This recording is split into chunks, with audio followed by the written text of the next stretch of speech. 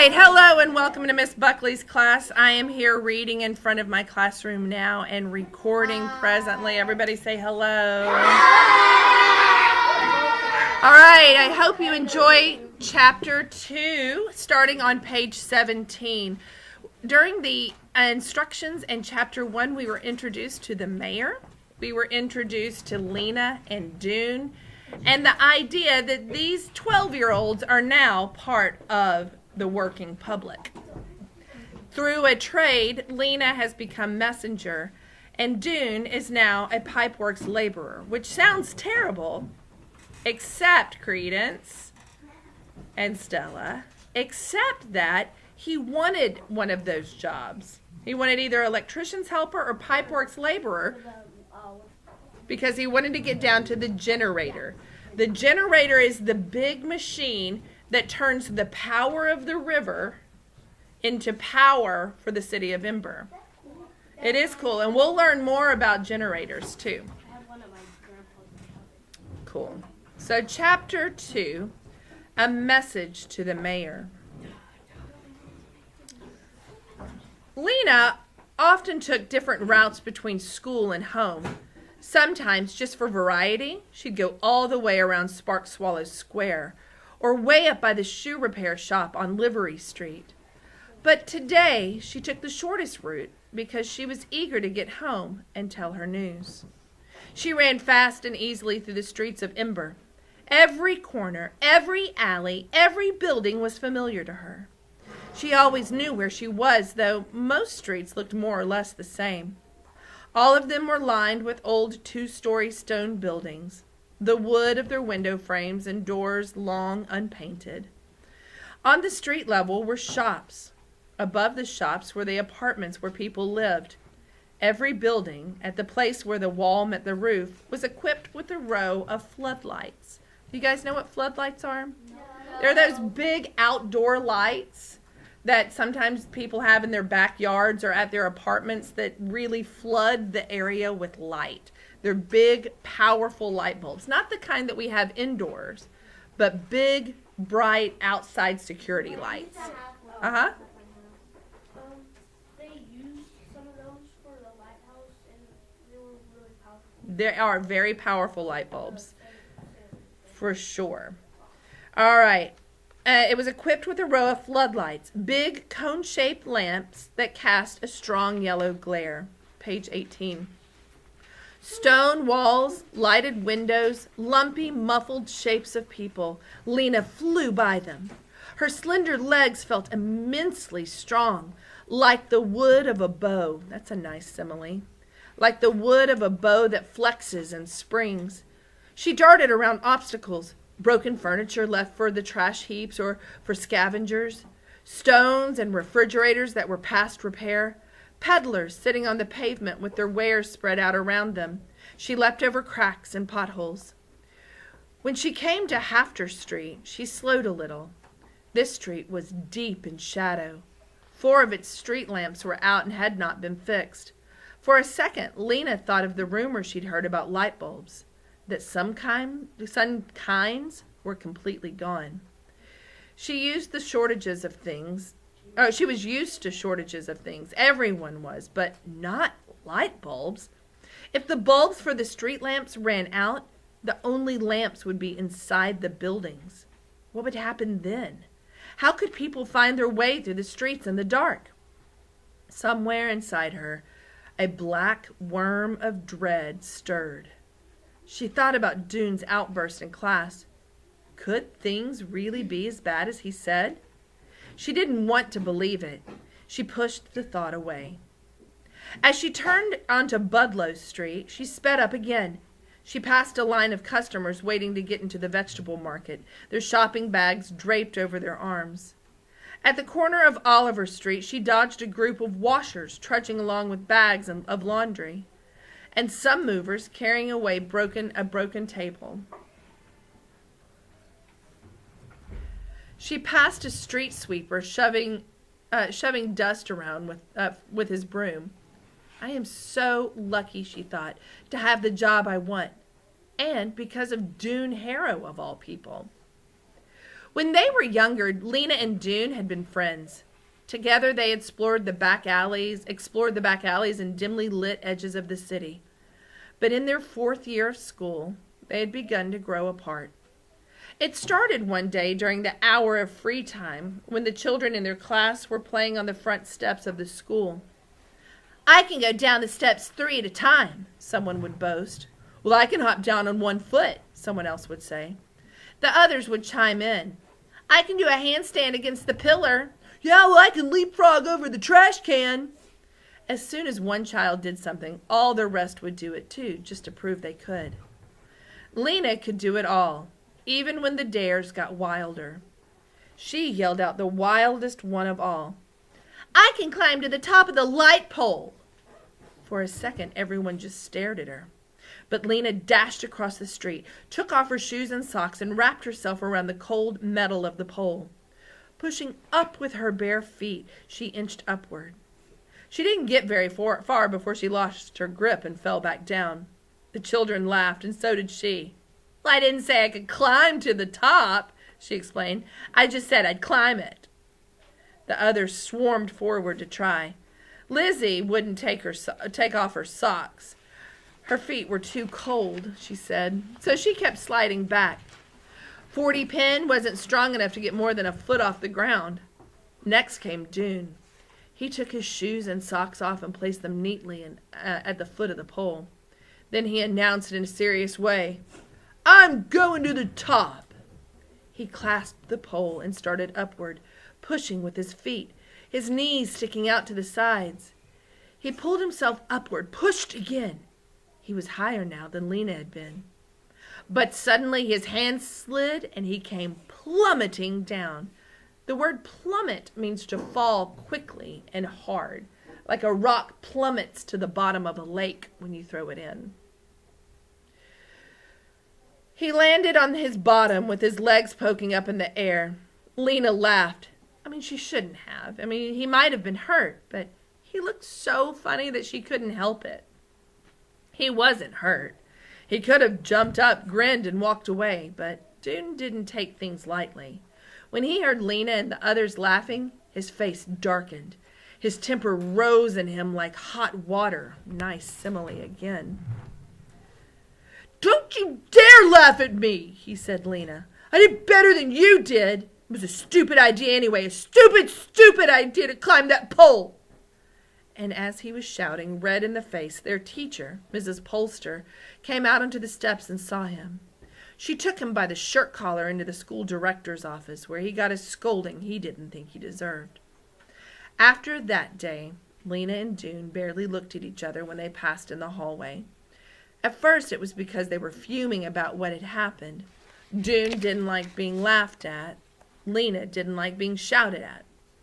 After a while, the memory of the light pole incident faded, but by then they had got out of the habit of friendship. By the time they were 12, they knew each other only as classmates. Lena was friends with Vindy Chance, Orly Gordon, and, most of all, red-haired Lizzie Biscoe, who could run almost as fast as Lena and talk 3 times faster. Now, as Lena sped toward home, she felt immensely grateful to Dune and hoped he'd come to no harm in the pipeworks. Maybe they'd be friends again. She'd like to ask him about the pipeworks. She was curious about it. When she got to Greystone Street, she passed Clary Lane, who was probably on her way to the greenhouses. Clary waved at her and called out, "What job?" And Lena called back, "Messenger!" and ran on. Lena lived in Quilliam Square, over the yarn shop run by her grandmother. When she got to the shop, she burst in the door and cried, "Granny, I'm a messenger!" Granny's shop had once been a tidy place, where each ball of yarn and spool of thread had its spot in the cubbyholes that lined the walls. All the yarn and thread came from old clothes that had gotten too shabby to be worn. Granny unraveled sweaters and picked apart dresses and jackets and pants. She wound the yarn into balls and the thread onto spools, and people bought them to use in the making of new clothes. These days, the shop was a mess. Long loops and strands of yarn dangled out of the cubby holes, and the browns and the grays and the purples were mixed in with the ochres and the olive greens and the dark blues. Granny's customers often had to spend half an hour unsnarling the rust red yarn from the mud brown, or trying to fish out the end of the thread from a tangled wad. Granny wasn't much help. Most days she just dozed behind the counter in her rocking chair. That's where she was when Lena burst in with her news. Lena saw that Granny had forgotten to knot up her hair that morning. It was standing out from her head in wild white frizz. Granny stood up, looking puzzled. "You aren't a messenger, dear. You aren't a messenger, dear. You're a schoolgirl," she said. "But Granny, today was assignment day. I got my job, and I'm a messenger." Granny's eyes lit up, and she slapped her hand down on the counter. "I remember," she cried. "Messenger. Well, that's a grand job. You'll be good at it." Lena's little sister toddled out from behind the counter on unsteady legs. She had a round face and round brown eyes. At the top of her head was a sprig of brown hair tied up with a scrap of red yarn. She grabbed onto Lena's knees. "Weena, Weena," she said. Lena bent over and took the child's hands. "Poppy, your big sister got a good job. Are you happy, Poppy? Are you proud of me?" Poppy said something that sounded like, "Happy, happy, happy." Lena laughed, hoisted her up, that means lifted her up, and danced with her around the shop. Lena loved her sister so much that it was like an ache under her ribs. The baby and Granny were all the family she had now. 2 years ago, when the coughing sickness was raging through the city again, her father had died. Some months later, her mother, giving birth to Poppy, had died too. Lena missed her parents with an ache that was as strong as what she felt for Poppy, only it was a hollow feeling instead of a full one. "When do you start?" asked Granny. "Tomorrow," said Lena. "I report to the messenger station at 8:00. "Well, you'll be a famous messenger," said Granny. "Fast and famous." Taking Poppy with her, Lena went out of the shop and climbed the stairs to their apartment. It was a small apartment, only 4 rooms, but there was enough stuff in it to fill 20. There were things that had belonged to Lena's parents, her grandparents, and even their grandparents. Old, broken, cracked, threadbare things that had been patched and repaired dozens or hundreds of times. People in Ember rarely threw anything away. They made the best possible use of what they had.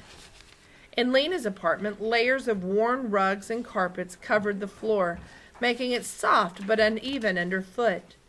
Against one wall squatted a sagging couch with round wooden balls for legs. And on the couch were blankets and pillows, so many that you had to toss some on the floor before you could sit down. Against the opposite wall stood 2 wobbly tables that held a clutter of plates and bottles, cups and bowls, unmatching forks and spoons, little piles of scrap paper, bits of string wound up in untidy wads, and a few stubby pencils. There were 4 lamps. Yes, ma'am? Are you testing? No, ma'am. Oh. Okay. Samantha Corbell, I need her to come up and get her backpack. Yes, ma'am. Thank you. Sure. Sorry about that. That's the hazard of recording at school. So where were we? We were describing Lena's apartment. We're on page 24, right in the middle. There were 4 lamps, 2 tall ones that stood on the floor and 2 short ones that stood on tables, and in uneven lines up near the ceiling were hooks that held coats and shawls and nightgowns and sweaters, shelves that held pots and pans and jars with unreadable labels, and boxes of buttons and pins and tacks. There were no shelves. Where there were no shelves, the walls had been decorated with things of beauty. A label from a can of peaches, a few dried yellow squash flowers, a strip of faded but still pretty purple cloth. There were drawings, too. Lena had done the drawings out of her imagination. They showed a city that looked somewhat like Ember, except that its buildings were lighter and taller and had more windows. One of the drawings had fallen to the floor. Lena retrieved it and pinned it back up. She stood for a minute and looked at the pictures. Over and over she'd drawn the same city. Sometimes she drew it as seen from afar. Sometimes she chose one of its buildings and drew it in detail. She put in stairways and street lamps and carts. Sometimes she tried to draw the people who lived in the city, though she wasn't good at drawing people. Their heads always came out too small, and their hands looked like spiders. One picture showed a scene in which people of the city greeted her when she arrived, the first person they had ever seen to come from elsewhere. They argued with each other about who should be the first one to invite her home. Lena could see this city so clearly in her mind that she almost believed it was real. Well, she knew it couldn't be. Though the book of the city of Ember, goodness gracious, y'all. She knew it couldn't be, though. The book of the city of Ember, which all children studied in school, taught otherwise. The city of Ember was made for us long ago by the builders, the book said. It is the only light in the dark world. Beyond Ember, the darkness goes on forever in all directions. Lena had been to the outer border of Ember. She stood at the edge of the trash heaps and gazed into the darkness beyond the city, the unknown regions. I want us to quickly flip back to the map. And I'd like for you to look at the southernmost part of the map, the bottom part of the map here. And I want you to see, that's where she had walked. You'll notice the trash heaps just beyond the beehives. And she stood there. And the book of Ember told us that it's nothing but darkness beyond there. Ember is the only light in the darkness. There are no other cities according to the book of Ember. I don't know how. We should probably read on. Bottom of page 25. No one had ever gone far into the unknown regions, or at least no one had gone far and returned. And no one had ever arrived in Ember from the unknown regions either. As far as anyone knew, the darkness did go on forever. Top of page 26. Still, Lena wanted the other city to exist. In her imagination, it was so beautiful, and it seemed so real. Sometimes she longed to go there and to take everyone in Ember with her.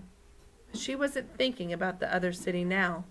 Today, she was happy to be right where she was. She sat Poppy on the couch. "Wait there," she said. She went into the kitchen, where there was an electric stove and a refrigerator that no longer worked and was used to store glasses and dishes so Poppy couldn't get at them. Above the refrigerator were shelves holding more pots and jars, more spoons and knives, a wind-up clock that Granny always forgot to wind, and a long row of cans. Lena tried to keep the cans in alphabetical order so she could always find what she wanted quickly, but Granny always messed them up. Now she saw there were beans at the end of the row and tomatoes at the beginning. She picked out a can labeled baby drink and a jar of boiled carrots, opened them, poured the liquid into a cup and the carrots into a little dish, and took these back to the baby on the couch. Poppy dribbled baby drink down her chin. She ate some of her carrots and poked others between the couch cushions. Yuck. For the moment, Lena felt almost perfectly happy. There was no need to think about the fate of the city right now. Tomorrow, she would be a messenger. She wiped the orange goop off of Poppy's chin. "Don't worry," she said. "Everything will be all right." Top of page 27. All right, and notice those little dots up at the top, those little stars. That's right. It's a setting change or a scene shift. The messenger's headquarters was on Clothing Street, not far from the back of the gathering hall. When Lena arrived the next morning, she was greeted by Messenger Captain Alice Fleary, a bony woman with pale eyes, hair the color of dust. "Our new girl," said Captain Fleary to the other messengers, a cluster of 9 people who smiled and nodded at Lena. "I have your jacket right here," said the captain. She handed Lena a red jacket like the one all messengers wore. It was only a little too large. From the clock tower of the gathering hall came a deep, reverberating bong. 8 o'clock, cried Captain Fleary. She waved a long arm. "Take your stations!" As the clock sounded 7 more times, the messengers scattered in all directions. The captain turned to Lena. "Your station is Garn Square." Lena nodded and started off, but the captain caught her by the collar. "I haven't told you the rules," she said. She held up a knobby finger. 1. When a customer gives you a message, repeat it back to make sure you have it right. 2. Always wear your red jacket so people can identify you. 3. Go as fast as possible. Your customers pay 20 cents for every message, no matter how far you have to take it. Lena nodded. "I always go fast," she said. 4. The captain went on. Deliver a message only to the person it is meant for. No one else. Lena nodded again. She bounced a little on her toes, eager to get going. Captain Fleary smiled. "Go," she said, and Lena was off. She felt strong and speedy and sure-footed. She glanced at her reflection as she ran past the window of a furniture repair shop. She liked the look of her long, dark hair flying out behind her, her long legs in their black socks, and her flapping red jacket. Her face, which had never seemed especially remarkable, looked almost beautiful because she looked so happy. As soon as she came into Garden Square, a voice cried, "Messenger!" Her first customer. It was old Natty Prine, calling to her from the bench where he always ate. "This goes to Ravenette Parsons, 18 Silverton Square," he said. "Bend down." She bent down so that her ear was close to his whiskery mouth. The old man, said in a slow, hoarse voice,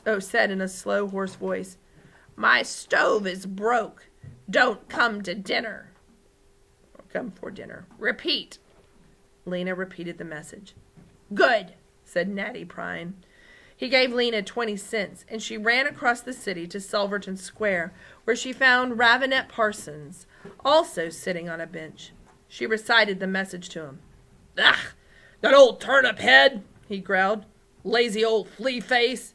He just doesn't feel like cooking." No reply. Lena ran back to Garden Square, passing a group of believers on the way. They were standing in a circle, holding hands and singing one of their cheerful songs. It seemed to Lena that there were more believers than ever these days. What they believed in she didn't know, but it must make them happy, for they were always smiling. So we've just been introduced to a new group of people, the believers, who stand around holding hands and singing cheerful songs. Yeah? They believe for I don't know. We don't know what they believe. They believe they're not. Her next customer turned out to be Mrs. Polster, the teacher from the 4th year class. In Mrs. Polster's class, they memorized passages from the book of Ember every week. Mrs. Polster had charts on the walls for everything, with everyone's name listed. If you did something right, she made a green dot by your name. If you did something wrong, she made a red dot. "What you need to learn, children," she always said, in her resonant, precise voice, "is the difference between right and wrong in every area of life. And once you learn the difference," here she would stop and point to the class, and the class would finish the sentence, "you must always choose the right." In every situation, Mrs. Polster knew what the right choice was. Now here was Mrs. Polster again, looming over Lena and pronouncing her message. To Anisette Lefrand, 39 Hum Street, as follows, she said.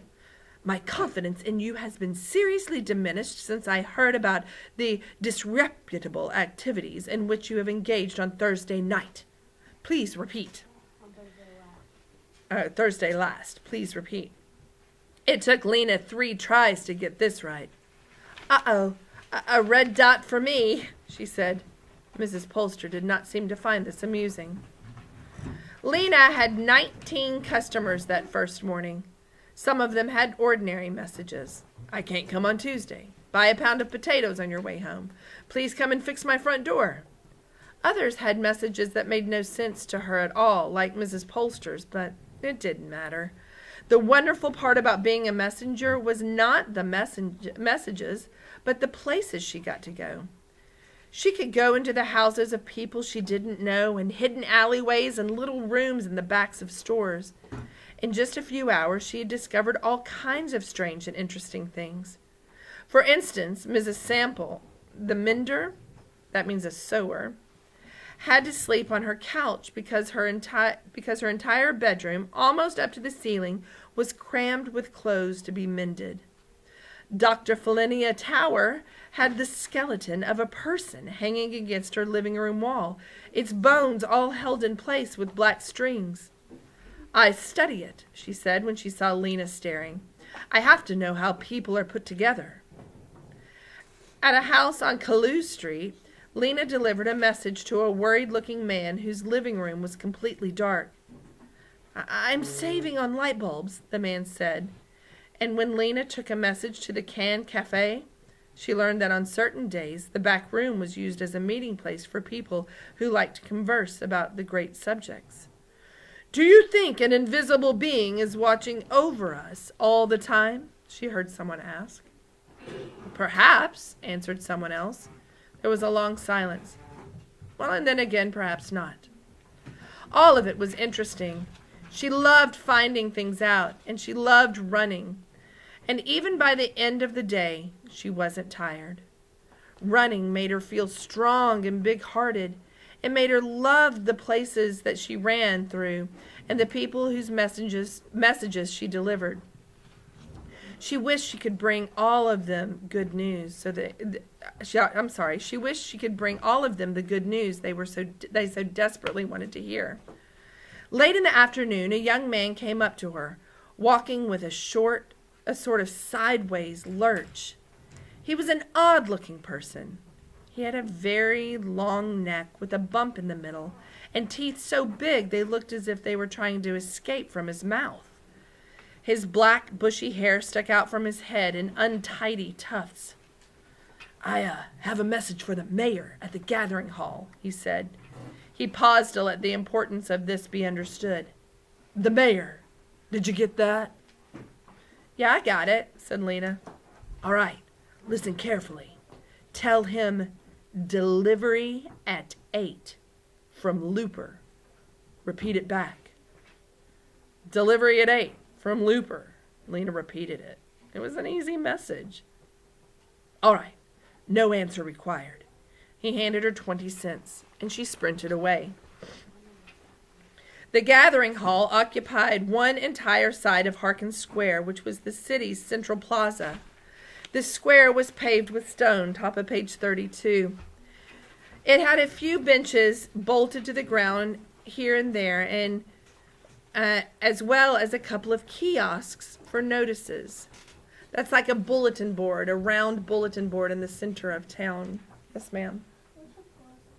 A plaza is kind of like a concrete park, kind of this concrete area with benches and little gardens planted.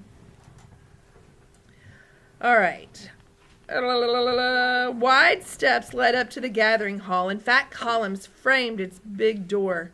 The mayor's office was in the gathering hall. So were the offices of the clerks, who kept track of which buildings had broken windows, what street lamps needed repair, and the number of people in the city. There was the office of the timekeeper, who was in charge of the town clock. And there were offices for the guards who enforced the laws of Ember, now and then putting pickpockets or people who got into fights into the prison room, a small one-story structure with the sloping roof that jutted from one side of the building.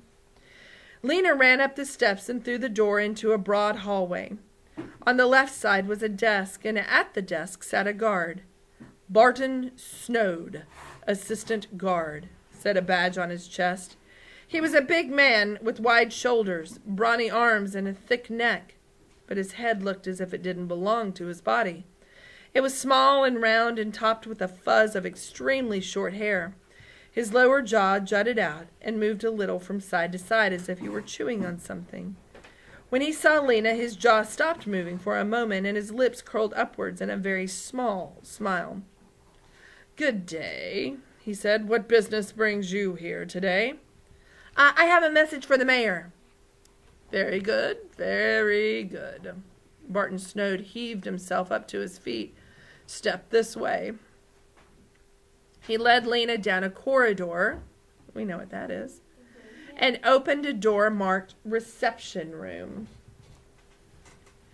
"Wait here, please," he said. "The mayor is in his basement office on private business, but he will be up shortly." Lena went inside. "I'll notify the mayor," said Barton Snowd. "Please have a seat. The mayor will be right with you, or pretty soon." He left, closing the door behind him. A second later, a door opened again, and the guard's small, fuzzy head reappeared. "What is the message?" he asked. "Oh, I have to give it to the mayor in person," said Lena. Of course, said the guard. The door closed again. Huh? Yeah. The door closed again. He doesn't seem very sure about things, Lena thought. Maybe he's new at his job. The reception room was shabby, but Lena could tell that it had once been impressive. The walls were dark red with brownish patches where the paint was peeling away. In the right-hand wall was a closed door. An ugly brown carpet lay on the floor, and on it stood a large armchair covered in itchy-looking red material, and several smaller chairs. A small table held a teapot and some cups, and a larger table in the middle of the room displayed a copy of the Book of the City of Ember, lying open as if someone were going to read it. Portraits from all the mayors of the city since the beginning of time hung on the walls, staring solemnly from behind the pieces of old glass windows. We're going to stop there. I will record the rest of this on a separate recording, but we are running out of time. So we are going to stop at the top of page 134. All right, happy reading.